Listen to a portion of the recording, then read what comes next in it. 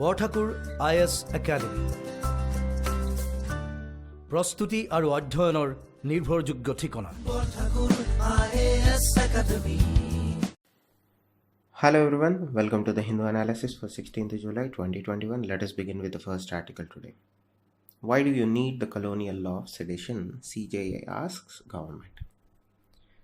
So for the past few years, sedition law, particularly the UAPA law, have been in the public discourse, and there has been a rising public denouncement against such laws where various central governments and state governments use this law either to silence a dissent or try to silence freedom of expression, where activists, lawyers, politicians in certain cases, and civil society members were being arrested under this law and were denied bail under this law.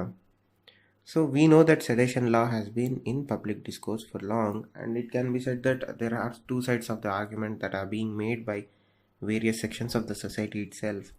But in what one may consider a exceptional or unprecedented judicial criticism of the government or the government's way of using sedition law, the Chief Justice of India asked the government of India, why do you need the colonial law of sedition? Meaning, his observations are that sedition is a colonial law and it suppresses freedom. It was used against Mahatma Gandhi and Tilak.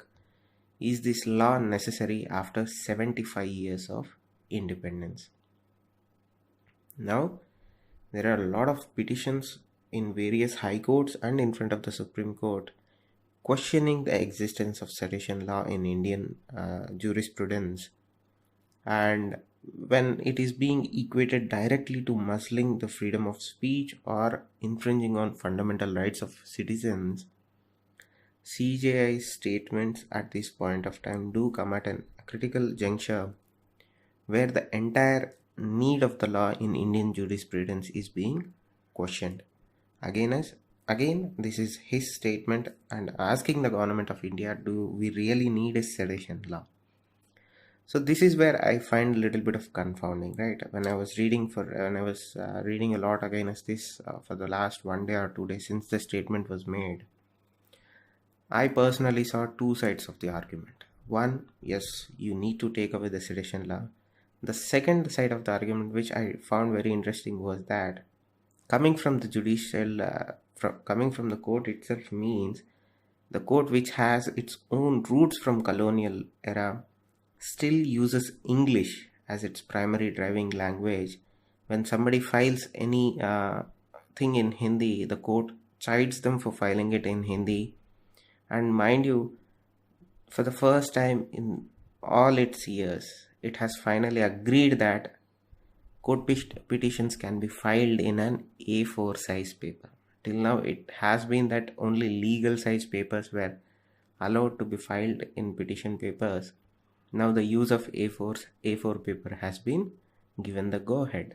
So the question that few of the people that I have been talking to regarding this raised is, when the court system itself or the judicial system itself has its roots in colonial law and still strives to protect those colonial rules and regulations for its existence, do you think a little bit of introspection from the judiciary itself is need of the hour? Yeah, we agree that the sedition law itself is not in its rights way being used. There are many ample examples of it being used to suppress the freedom of expression of an individual, which infringes their fundamental right. But when you are raising one valid issue, don't you think it is valid to look within yourselves to whether are we also following the same parameters that we are setting out for the others? So which I found very interesting to be. We have to see how the government of India will react to this. But nonetheless, the question or the discussion around the sedition law or the UAPA is getting very interesting nonetheless. So again, sedition law is section 124A of Indian Penal Code, and the use of sedition law, according to Justice N.V. Ramana himself, is like giving a saw to the carpenter to cut a piece of wood, and he uses it to cut the entire forest itself. Now, again, this is a significant statement from Chief Justice of India, given the discourse that is happening around sedition and UAPA laws of Indian Penal Code. So moving on to the next article, interference an investigating officer can do without. Now again, this is an instance where the number of instances where the judiciary is intervening in an investigation has increased. Now, this is not only undesirable but also an unsanctioned thing, because this is not sanctioned by law. So what are we talking about here? Recently there has been multiple instances where various courts across India have asked investigating officers, why have you arrested such and such person and not such a person? Meaning, why have you arrested only X and not the Y person? Now this is a direct case of judicial interference in an investigation. The judiciary is asking the investigating police officer to arrest one person, or direct him to arrest one person, or question the police choice to arrest only one person, not the other. Now in India, we have this democratically accepted axiom that the executive shall abide by the constitution. Now by the same logic, we know that bureaucracy is answerable to elected government. Now this one tenet of the democratical system that keeps check on conduct of either bureaucracy or the conduct of police in our democratic nation. We abide by the Constitution of India. Either it may be the executive. On similar lines, the bureaucracy abides by the Constitution in respects to the lawfully elected or democratically elected government of India. Similar paradigm applies to the police officers also, that is Indian Police Services. Now the author, who is a retired Central Bureau of Investigation director, CBI director, and currently a professor, asks the question whether the interference of judiciary in an investigation is a valid thing or not. One, it is not a lawful thing because the law doesn't talk about judiciary involving into the procedures of police investigation. So there is no law that allows such interference. But we are seeing growing instances of judiciary intervening or directing investigating officers to act such a way or one or the other way. Now, it is no doubt there is a lack of trust in the police itself in India. So we don't need to compare it to any other country. But if you want to compare, let us compare to the United States itself, where we are seeing an increased mistrust between police and civilian population. The author of this editorial gives a wonderful example of George Floyd, who was killed by an Minneapolis police officer. Now, since the video was released of his death by asphyxiation on the knees of a police officer, we know what the discourse has been in United States, where they are talking about defunding the police, where they are talking about disbanding the entire police itself. And we are also seeing the negative impacts of such actions by the councils of their respective governments. The crime rate has shot up, their death rate, gun violence rate has shot up. So there is a lot of negatives to the ideas of the movement that they are taking there. But nonetheless, we are not going to discuss that, but let us curtail ourselves to the fact of a civilian being killed in the hands of the police due to excessive or use of excessive force against the said civilian. That officer's actions during George Floyd's arrest led to an entire debate onto whether civilian population can trust the police, right? The relationship between American civilian population, particularly the African American sections of the society, American society, and the police have always been low. And with the actions of the police officer during George Floyd's arrest, they took a new level where marginalized sections of the society do not even trust the police, even though they need the services of the police most because of their marginalized nature.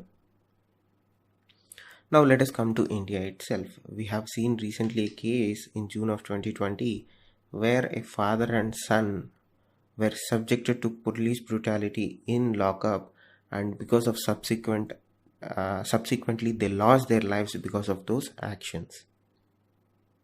In India, we have an understanding of how our police system works, and whether we like it or not, there is a distrust among civilian population of India, or the people of India, and the police of India.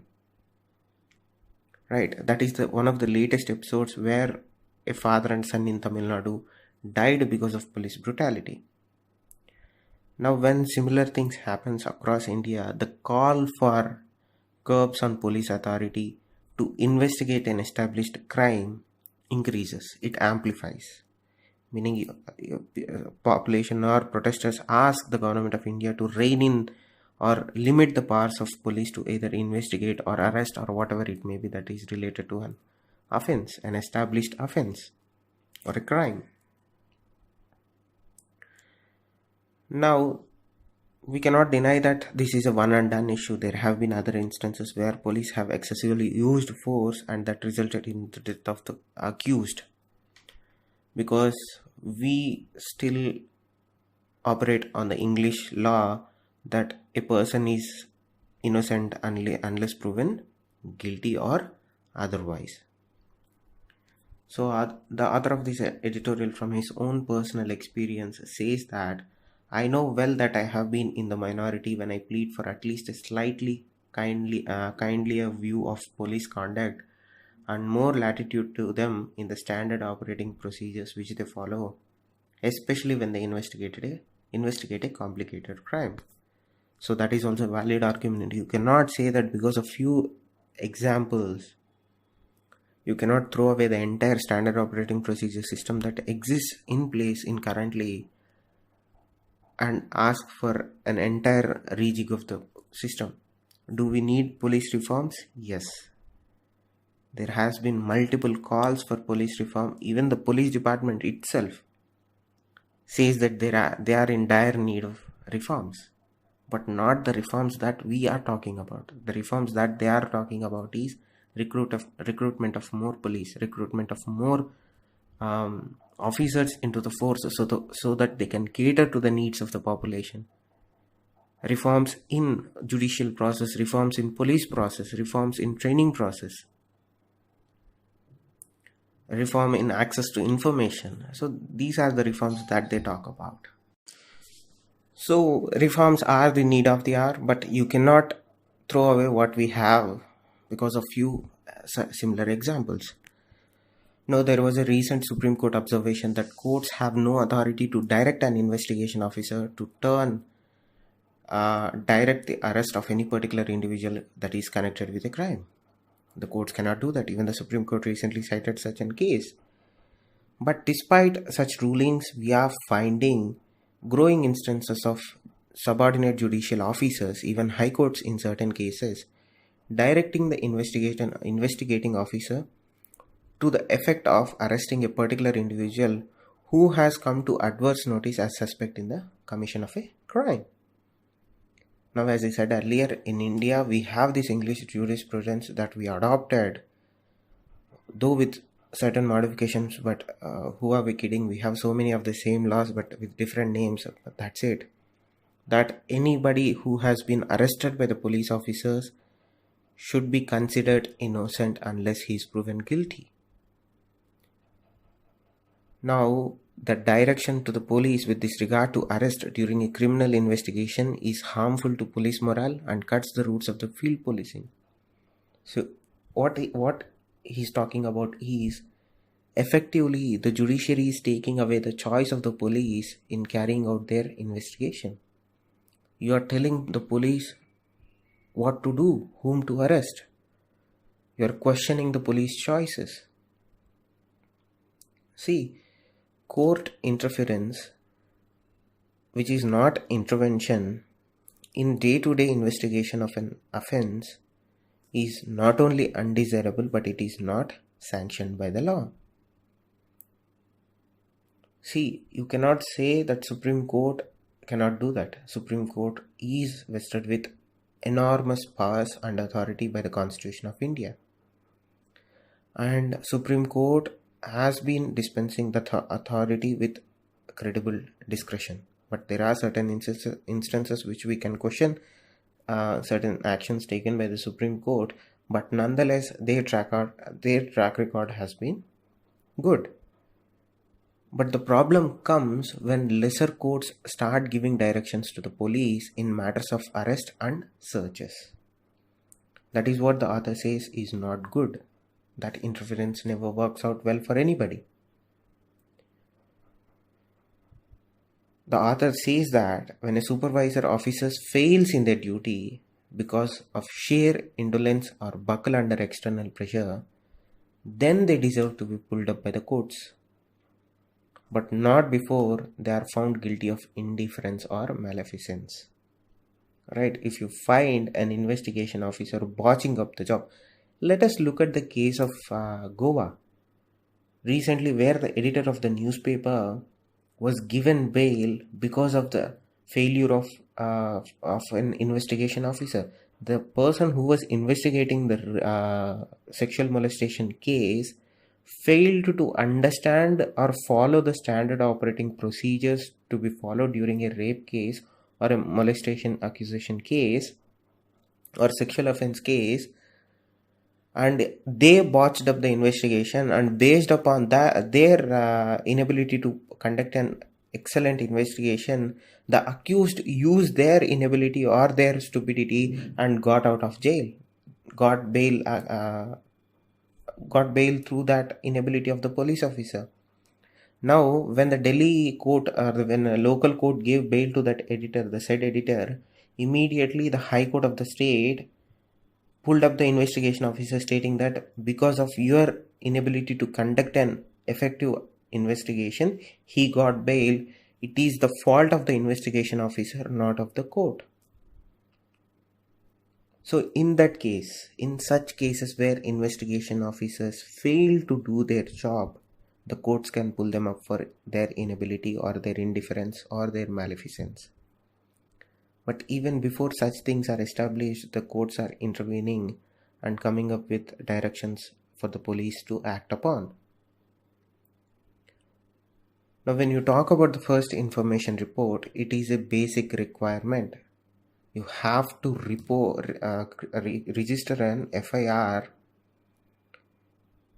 whether the case is being filed on a bad faith intention, whatever it may be. Whenever somebody comes to the police officer or a police station stating that I have been a victim of such and such, the police have no other option but to file an FIR. The FIR is the basic requirement. It has to be registered. It is not an act of charity. It is the due procedure.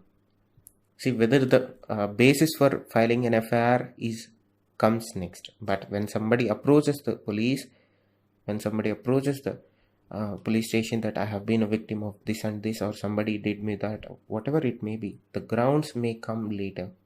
But the registration of FIR is basic requirement. Now, the question comes, aren't there any safeguards against police misconduct? There are safeguards, but remember, not all police officers are honest. Right? We have been seeing cases of police officers being dishonest, working on behest of somebody else's interests, whether it may be for the sake of money, for whatever favors it may be. We have seen police officers compromising investigations on their own to benefit somebody in return for rewards or something else. Does that mean that we have to chuck the entire system down the drain? No. That is where the checks and balances things comes into foray. That is where the idea of reforms comes into foreplay. That is where the removal of opaqueness in investigation process comes into play. Now, one of the biggest safeguards against police misconduct is CRPC makes it obligatory for the investigation officer to write a diary which details the actions of him or her taken every day following the registration of the FIR. The day the FIR is registered, the investigation officer must maintain a diary, day-to-day diary, that details their actions in the due course of investigation. Now, during the trial of the said case, the diary is attached to witness statements. When the court is in doubt of certain actions, the court can ask for that copy of the first information report and also can demand to see the case diary. Based upon their observations, they can take action on the investigation officer. If they find something in the content of the diary that it establishes complicity of an individual investigation officer, the court can question the officer as to what he proposed to do on the basis of such evidence. It not only limits the diary to the investigation officer, but also that an individual who is being investigated. So there are certain safeguards, but despite that, you are seeing judiciary directing an investigation officer to go ahead and arrest somebody even before he has time to scrutinize the evidence collected, or he has time to be made aware of the facts of the case and make his own decision based on the evidence that he has collected or he was presented with. Now that is unsuitable in Indian law. Now again, the author concludes by saying that to paint all police officers with the same brush is hugely unfair to a majority of investigators. So each case is to its own. No two cases are similar because the circumstances, the people involved are entirely different, are unique to their own. So that is why any investigation is a complicated investigation. No investigation is a simple investigation. Just because few investigation officers botched up their duty doesn't mean that majority of the investigators are the same. So that is what the author of this editorial wants to get across, stating that first, the involvement of judiciary in investigation procedures or investigation process is not suitable and unsustainable in law. The only authority who can intervene in such cases is the Supreme Court of India, which is vested with vast powers under the Constitution of India, and even they themselves observed that it is not right to do so. 3. When an investigation officer is conducting his investigation, there are certain safeguards that prevent police misconduct. But that doesn't mean that there isn't any misconduct in police. There is misconduct in police. So because of few, should we abolish the entire investigation structure or the police in the same brush? The answer is no. Because every case is unique, every investigation is unique, and every officer is unique in the sense that they have their own things to contend with. So this is the wide conclusion of the editorial of. Moving on to the next article, simpler drone rules in the offing. So one of the things that we kind of have to read about is drones, because of the recent use of drones as attack vectors or use of IED drones on security installations has brought forth the discussion on drones to the forefront. Now, drones are regulated in India. Not everybody can own a drone. There is a lot of process that you have to go through before you purchase a drone itself, and even if you purchase a drone, you cannot fly it whenever you want. You have to take care of certain procedures, you have to inform certain parties before you fly the drone. Now, till now, what policy was being operated or was in use was the Unmanned Aircraft System Rules 2021, which were notified on March 12 of 2021. That was the recent updation of drone rules or drone regulation in India. Now, the Ministry of Civil Aviation came out with a draft drone rules of 2021 and has been put up for public consultation until August 5th.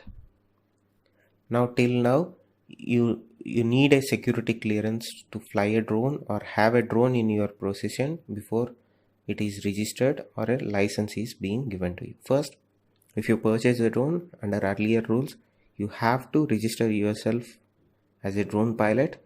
You have to register the drone itself, and it would be given an unique identification number.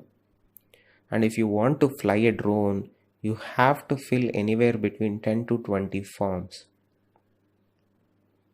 And not only that, you need a security clearance before the registration and the issuance of license to you also. Now, with the new rules, drones will need a unique identification number. They will also need a certification of airworthiness, and you need a remote pilot license for person controlling the drone and the prior permission to fly the drone itself. These things remain same. But what differs is drones will not need security clearance before registration or license issuance. The second new updation or amendment that is being introduced is, if you are using a drone for research purposes by an educational institute or any other government bodies, you don't need to inform proper authorities. Now, previous rules required drone operators to have principal place of business registered within India. That was one of the restrictions. If you are operating a drone on a behest of a business, that has to be registered in India. Now, foreign owned companies also can register in India and fly drones for various developmental activities. And the final thing is, the Quality Council of India and certification entities authorized by it will issue airworthiness certificates for drones instead of Directorate of General of Civil Aviation. Again, banning not good, simple regularization, simple monitoring is always welcome. Moving on to the next article. Jaishankar meets Ghani, discusses Taliban. Now we know how things are sliding in Afghanistan, and Taliban has been making gains in Afghanistan, and the entire disclosure or the meet between our External Affairs Minister and Afghan President has been overshadowed by the recent developments that has taken place in Afghanistan. Now, our External Affairs Minister not only met the President of Afghanistan but also the US Deputy National Security Advisor and Security Envoy of United States along with other foreign ministers, and they together discussed situation in and around Afghanistan, and India has reiterated our support for peace, stability and development of Afghanistan. Now, the situation in Afghanistan is there. Afghan security forces are lacking supplies. There has been large-scale abandoning of Afghan security forces from their posts and surrendering to Taliban or fleeing to other countries. The number of refugees fleeing Afghanistan into other countries has also gone significantly up. But everybody is hoping that the situation would stabilize. The first thing that we have to understand is the percentage of military deployment by the US and NATO forces is significant. They have pulled out entirely by August. The US is expecting to pull out entirety of its military presence in Afghanistan. And we have seen cases where Taliban carrying out execution style atrocities against Afghan security forces and special commandos of Afghanistan and Air Force pilots of Afghanistan. Now we are seeing a recent development where Pakistan Air Force is providing close air support to Taliban forces. One of the Vice President of Afghanistan came out and tweeted that Pakistan has informed the Afghan government that they are providing air support to Taliban. If Afghan Air Force tries to strike any targets on Taliban, essentially it meant that Pakistan Air Force will take out Afghan Air Force. So everybody is aware of what the situation is, how India is negotiating with both the parties, meaning the government of Afghanistan and the Taliban, but the situation is still critical in Afghanistan. Moving on to the next article, Jaishankar Wang differ on way forward for India-China ties. Now, our External Affairs Minister and his Chinese counterpart met on the sidelines of SCO meet. Now, our External Affairs Minister clearly reiterated India's stand that the situation or the continuing impasse along the line of control was visibly impacting the relationship in a negative manner between India and China. This is where the Chinese minister differ in terms of opinion with that of the Indian minister. We are saying that first solve the border issue, then we will talk about any other issue. What the Chinese ministry is saying that India is placing undue importance on border issue and calls for India to place the border issue in an appropriate position. Now again we are saying that we are placing the border issue at the core of negotiations with the Chinese. The Chinese are saying that you are placing undue importance on border issue. It shouldn't be that. We should expand the positive momentum of bilateral cooperation and create favorable conditions for resolving differences through negotiations. Now, again, the second thing, they are saying that despite that, we want economic ties with India. India is saying that first solve that, then we will talk about economic ties or whatever you want to talk, we will talk. That is the first issue. The second issue is the Chinese side is saying that we are responsible, meaning the Indian side is responsible for whatever the transgression that has happened in Ladakh area. The Indian side is saying that it was an unilateral status quo change in position from the Chinese side in the Ladakh area. Now it seems that both have different assessments of how to tackle the remaining issues along the LAC. Their side is simple. They are very clear on what that. They want India to give up whatever the territory the Chinese control right now. So their stance is very clear. They are actually wasting time. But the only advantage that I can find by this impasse is that this impasse has literally allowed Indian side to build up infrastructure in critical areas. See, remember, our pace of infrastructure building is very slow compared to that of the Chinese. So with this current standoff, this had lit a fire under our infrastructure organizations to carry out infrastructure projects in Ladakh area and surrounding areas at light speeds. So we are reaching that level to match the Chinese infrastructure levels in those areas. But as I said earlier, when you look at it out of the normal discourse or anything, when you look at it at a strategical point of view, this simply gave India time to match up the infrastructure style or the level of that of the Chinese. That is unquestionable. If you ask anybody who is a strategist, they'll simply say that, yes, we understand, but one positive thing that came out of this is this allowed India to match the infrastructure level of Chinese in those areas. But it is not there yet. We are coming up to that level. Now again, it seems that one thing that India and China agree on that is we both have different opinions on what LAC solution should be. That is where we agree. And the second thing that we agree also is the current situation is good for neither of the sides. Meaning the existing situation is not suitable for either India nor the Chinese side. Remember, the damage that the LAC aggression or the perception or the positive perception that people of India had on China, whatever the little of it we had, is completely gone because of the Chinese action, and that was made sure with the death of 20 soldiers in Galwan clashes.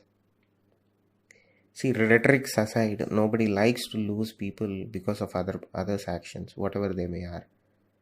So a lot of negative impact in terms of Chinese perception is already seeped into Indian society, and there is no way out of it right now. So that is the current impasse between China and India. We have different opinion of solution. They have a different opinion of solution. We are saying solve the border issue first. They are saying let border issue boil for some time, but let us continue our economic negotiations and other negotiations.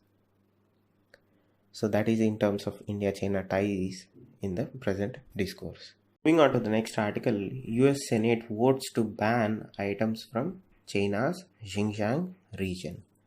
Now, in a bit that would certainly anger the Chinese in ways possible that nobody imagines, the US Senate has passed a legislation that would ban products imported from China's Xinjiang region into United States. See, Xinjiang region is where a majority of the population is Muslim and Uyghur Muslim community. The Chinese over the past decade have been taking concrete steps to erase the identity of Muslim Uyghurs or Muslim Uyghur community from the Xinjiang province. They are conducting concentration style camps. They are using the arrested or locked up minority people as cheap labor. There is no other way, but they are using these people as slaves. The human rights abuse that is going on in Xinjiang province is unimaginable. Listen to few accounts of those who escaped from those regions to other countries or other countries in the world. The things that they are doing to these people is unimaginable, and the forced labor thing that is happening there is also to levels that surpasses everything in modern times. Now, the American Senate passed an act called the Uyghur Forced Labor Prevention Act, which actually cleared the upper chamber by unanimous consent, meaning it had bipartisan support. Both the Democrats and the Republicans supported this, and nobody voted against this act, which makes it significant because it's hard in US politics to get a bipartisan support when China is involved. In certain cases, there would be at least 1 or 2, 3 oppositions. But this time this act passed with unanimous consent. And the text of this act goes like this. So the gist of the act is, if you want to import any product made through forced labor and particularly from the Xinjiang province of China, you cannot do so. Xinjiang is in northwestern lies in northwestern part of China, and international companies cannot import products from there if they want to continue operations in America. Now, this bill essentially prevents corporations to profit from those people, meaning they are cheap labor. That is why the price of products from those regions are very cheap, and this bill essentially cuts that financial incentive, saying that if you want to import anything from that region, you cannot sell them in United States. See, one of the things that they import majorly is cotton and solar panels. With this bill, companies cannot import cotton from that region or garments from that region. They cannot import solar panel based materials from that region by the Chinese companies.